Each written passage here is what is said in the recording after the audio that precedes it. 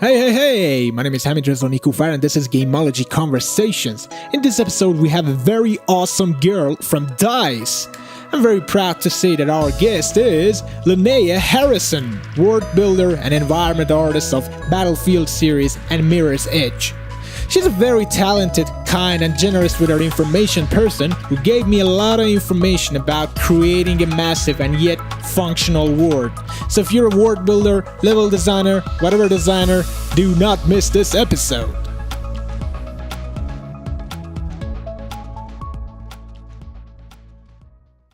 So thank you so much for having this podcast with me. This means a lot. Of course. Yeah, it's really fun. Yeah, I really love your work and I follow your speeches and I've learned a lot from you and my favorite company of all the time, DICE. So it's really nice to speak with you. Thank you so much. Yeah. Now, let me tell you a story to show you why DICE is so important for me. And when I started working in the game industry as a game designer, I was hired by this company in Iran, which was working on a sequel for this big budget first-person game called Fighting in Aden Golf. And the sequel was completely an online multiplayer game. And before that, I had absolutely no experience in making games. And all I knew from multiplayer games were from Battlefield series. So I was like, Battlefield veteran here. Trust me with your game. So imagine me in a room, panicked because I was slowly realizing the trouble I got myself into. And I started to do something about it. I said to myself, all right, listen up, man. You know how to do it. You've been playing Battlefield like all your life. You just have to analyze good things about it and try to do, kind of the same thing. So after I designed a game and I designed a multiplayer map for the first time, and I was like, this is awesome, DICE, you were heads up. And so the other day I showed the map to the team and our lead programmer came to me and tapped me on the shoulder and said, you realize that we're not working with Frostbite and this is not a Battlefield game. And I'm sure as hell this is not DICE. And after that, reality punched me in the face. The map I designed was a huge train with no boundaries and full of buildings. And after that, I realized it's not only the vastness of a world in Battlefield that makes it so interesting. More importantly, it's about environment design. It's about how you can make a balanced and fun map with minimum amount of tools. Then I started to work like a sane man and released the game, and it was awesome. So thank you, DICE, for saving my ass. Awesome. Really great story. Yeah, I had a look at the trailer for that game or some of the gameplay that you sent. It looked really interesting. I didn't realize that Battlefield was so big where you live. Yeah, but I mean, it's really, really big here, and people really love it. Now, okay, enough about me. I really want to know about your background from the very first day you were born until last 30 minutes. Please tell us. All right. Okay. Well, I was born and raised in America, but I have a Swedish mother and an Australian father, so very international. And we always played a lot of board games, and I had computers around a lot. My parents are very computer techie. So early on, I started exploring DOS and Tetris and a bunch of other computer games. And eventually, I started getting into programming. So my parents wouldn't let me play video games when I was very young. Yeah. So I decided I would make my own video game, and that would be a loophole. So I decided to program my first video game, and I did that in Loglan, which is a turtle scripting language.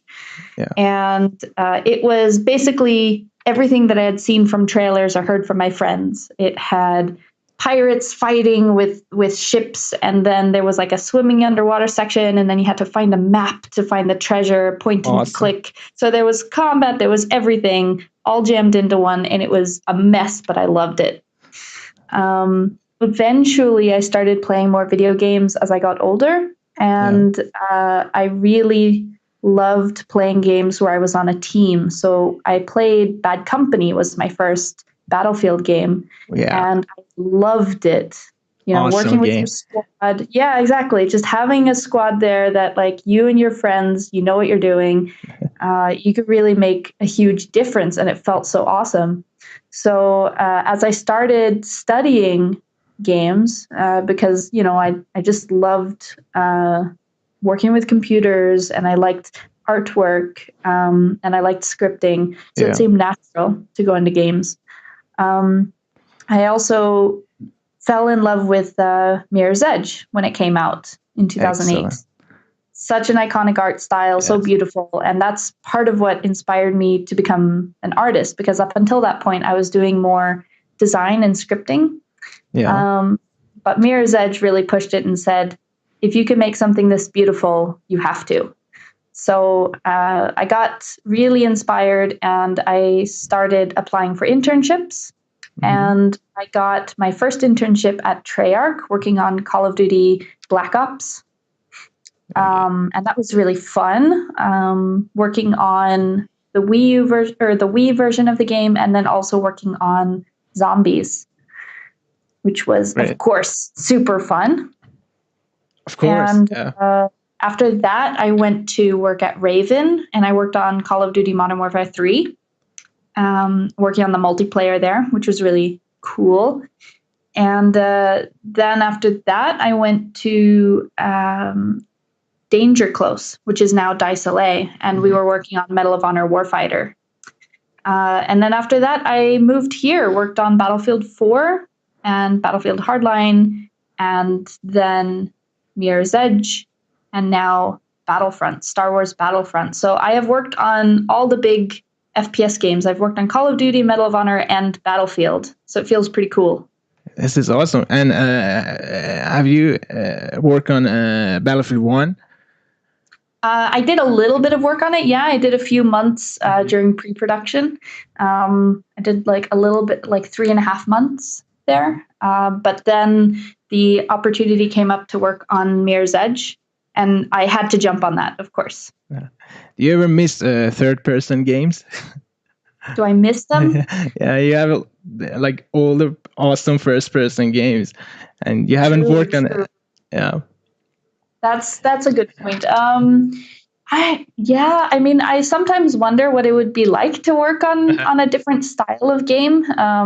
But I did some student projects when I was younger, and I did some board game stuff, and I still get to play lots of games. So, so I wouldn't say that I miss like working on a different style of game, but I really still love playing other types of games as well.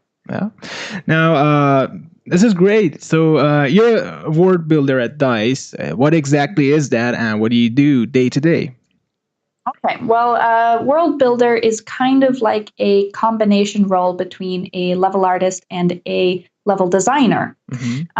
So a WorldBuilder is someone who they're kind of a hybrid role, right? Like they do some design, they do some art, and they're supposed to be good at both, but they're not supposed to be the best at them, right? So we have experts in each area, but we also have people that kind of take on lots of different roles. So world builders, we called it that because we created the role for the multiplayer map. So this was someone who would design the map, and then they would make it beautiful. So they would create that world. So that's kind of what we do. There's not very many world builders left at DICE. It's kind of, we're moving towards having more level artists and level designers. And I think that's fine too, as long as you work well together. And we try to sit next to each other and talk very often to make sure that that happens. This is great. Now, what is the start point of your job? What do you think about before starting to build a world? Well, usually a lot of our games start with the story. We have our writers and our creative directors and our design directors. They're sitting together and they're coming up with what is a compelling story. Looking at, literature, film, other games, everything that they've read in the news. What is compelling? What is interesting? So it's not necessarily looking at a setting first. It's looking at a story. And I think that's one of the, I don't know for sure, but I'm thinking that that's one of the reasons that they chose World War I for Battlefield 1, right? Because they're really focusing on how global it was, how it, even though it, put so many people against each other in a war setting, it also brought a lot of countries together. And it just catalyzed all this technology, which wouldn't have happened if they hadn't worked together towards a common goal. Now, preferably that goal would have been something else, but, it did happen. And so we want to kind of highlight the other side of that, I think. And I thought that was a really cool story, like the story of many countries coming together. And I think that that's one of the things that compels us when we try to create maps as well. So, for instance, in Battlefield 4, we were focusing a lot on the Chinese front. And that's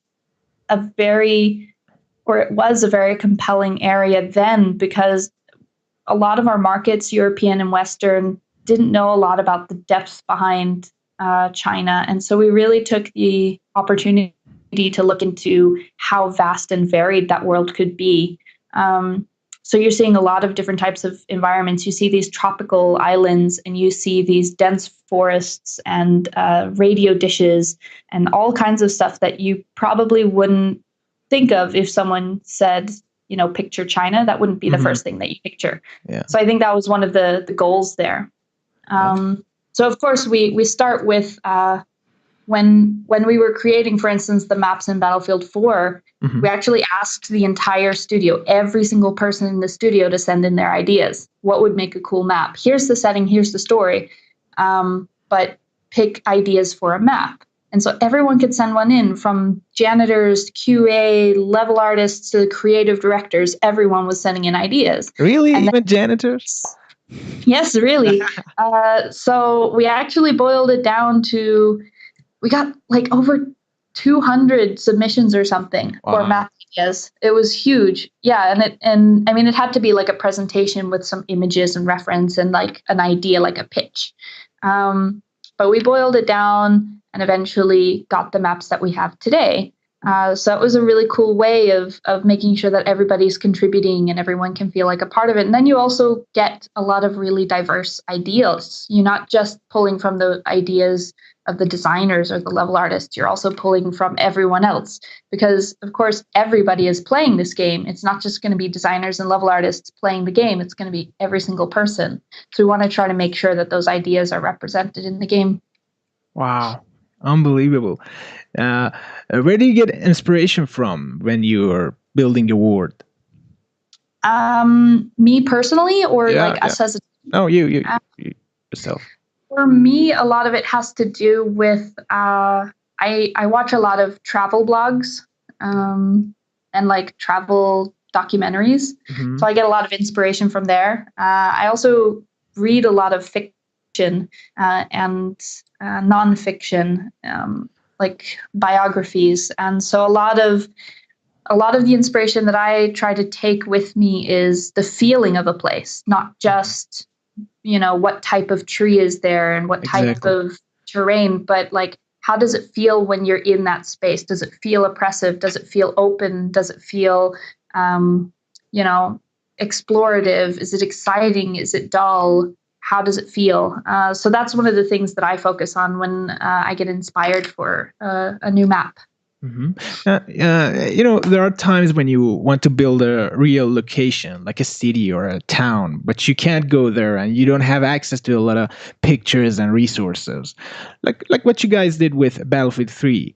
I don't know if you had people in Iran taking photos or something, but the question is, how can you recreate a real existing location where you don't have access to it? That's a good question. I would say that there are places that we don't have access to. I did that when I was building a map for Mogadishu in Modern Warfare 3. Yeah. Because, of course, that is a war-torn area, and we couldn't send anybody there to gather reference. There are lots of reference images on the web, but they're usually from like news reports, and they're not very holistic, right? They only show one side of the picture, not the entire environment. So generally what we do there is we look for similar areas.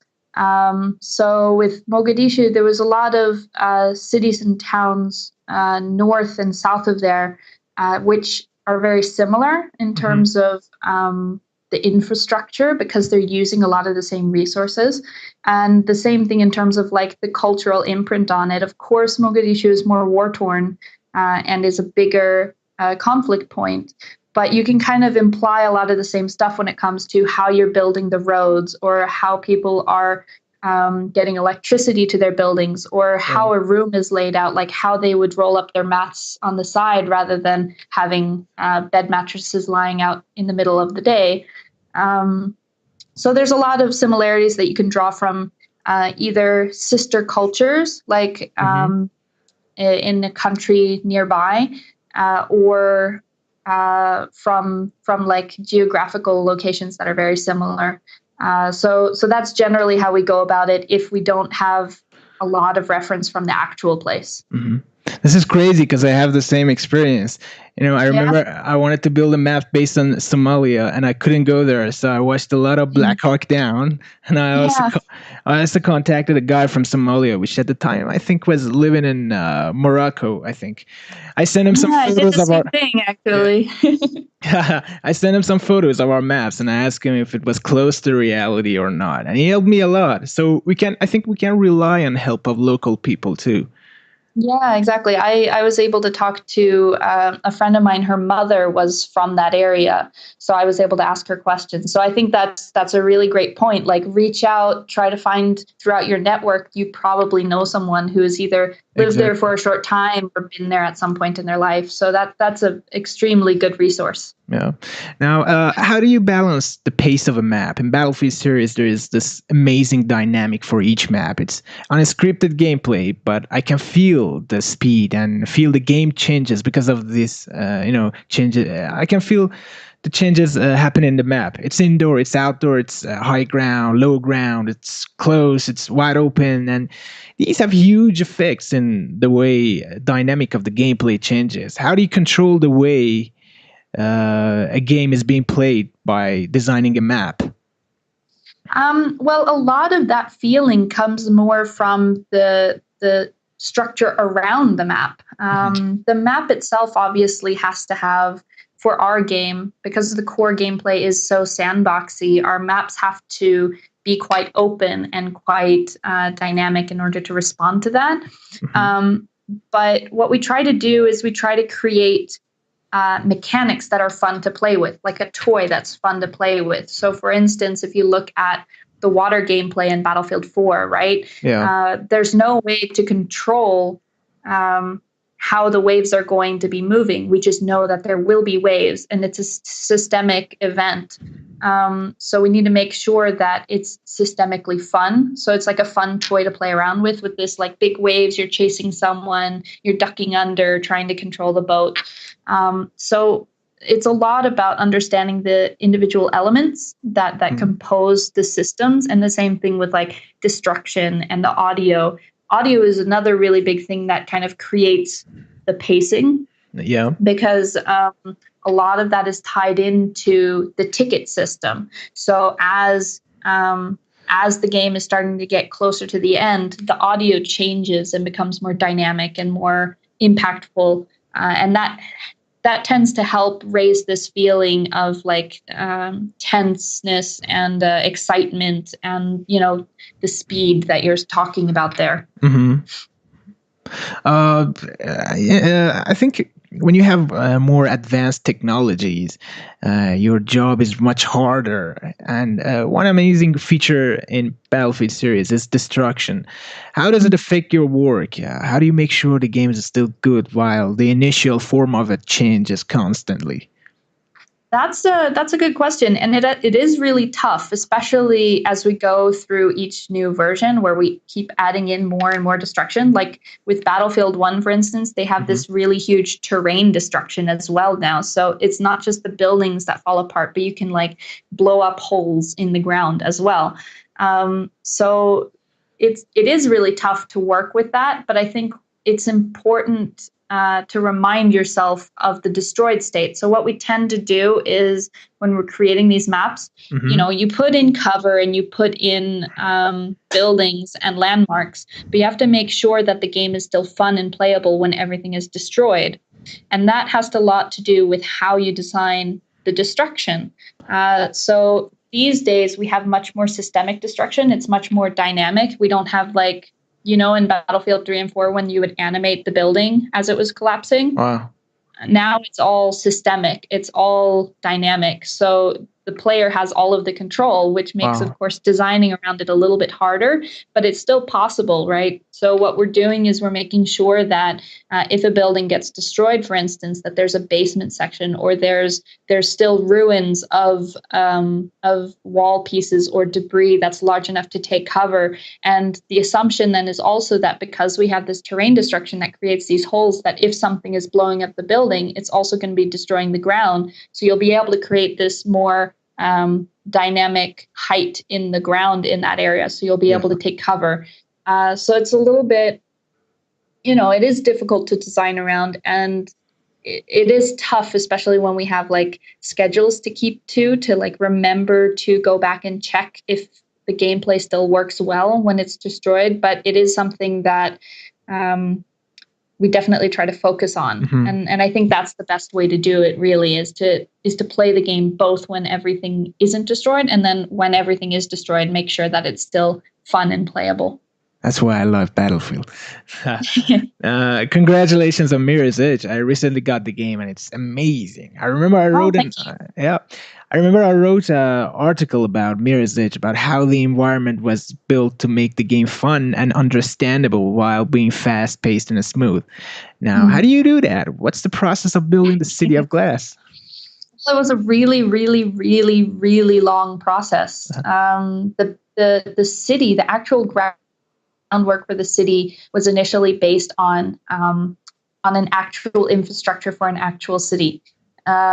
Not a real world city, but we built up like an understanding of, here's the main freeway, here are these off-roads, here's the industrial district, here's the financial district, here's the residential district, and how do people move around that? How are the buildings composed? So everything was kind of built on a realistic foundation in terms of the structure. And then what we did from there is we started running around the city. Like, that's what we did. We had playtests where you just run from point A to point B. And from there, we started sort of carving these routes out and saying, this is a neat passage, but there's a really weird section here. Maybe we should smooth that out. And the same thing when it came to like designing our missions. We said, well, this mission, we really want a lot of climbing or a lot of jumping, or we want this sort of rhythm when you're running, where you're like running and sliding and jumping and getting that sort of over under fluidity. So we started designing spaces after the type of rhythm that you wanted to have when you're running, which is really cool because, everyone always says that the music is really cool in the City of Glass, but we really found that, when you're running, you're kind of creating your own tempo. Yeah. And that's why it was really cool that the music kind of followed that. So once we had this sort of foundation for the city, this there was fun to get from point A to point B, and we started feeling that it was reaching a holistic level. We decided to start pointing out landmarks and like pulling up buildings and composing the scene in a very interesting way, like using peaks and valleys to draw the player forward. And then after we had done that, we decided to start adding in the color that Mirror's Edge is so well known for. So that was actually one of the last steps, was to add in color and use that as a way of communicating to the player both where you are in terms of what district you're in, but also what building was lying ahead or where you were supposed to go. So, of course, certain companies and certain factions in the game have color associations, but we also wanted districts and specific mission types to have color associations as well. So you start to run out of colors pretty fast, but I think it helped a lot in terms of the readability. Yeah, and it helps to navigate the players, to go through the right path. Exactly. This is great. Now, do you play games often? What was the last inspiring game you've played? Oh, yes. Inspiring game. Oh, let's see. Well, I'm really enjoying Overwatch right now. I think that's an incredibly fun game. But before that, I would say I really enjoyed Uncharted 4. Amazing game. Yeah, I mean, I've heard there was a darker version of the game, and I'm kind of curious to hear what that was. Really? Yeah, because the writer, oh man, I'm blanking on her name right now. Uh, she originally had written a much darker version for Uncharted 4, which was supposed to be like it's the ending of the Uncharted series, of course. But they decided to go with like a more lighthearted approach. Yeah. So I'm really curious to see what this darker version is because Last of Us was quite dark at times. So I'm kind of curious how they could have done that with Uncharted. I think Uncharted is, especially the Uncharted 4, is good. I mean, it didn't need to be darker. I mean, it's not. It's like Indiana Jones, But Last of I Us think that's what obviously to be. Yeah, and the last game I played was Inside, and it was absolutely masterpiece. And yeah, very very dark and very very philosophical game.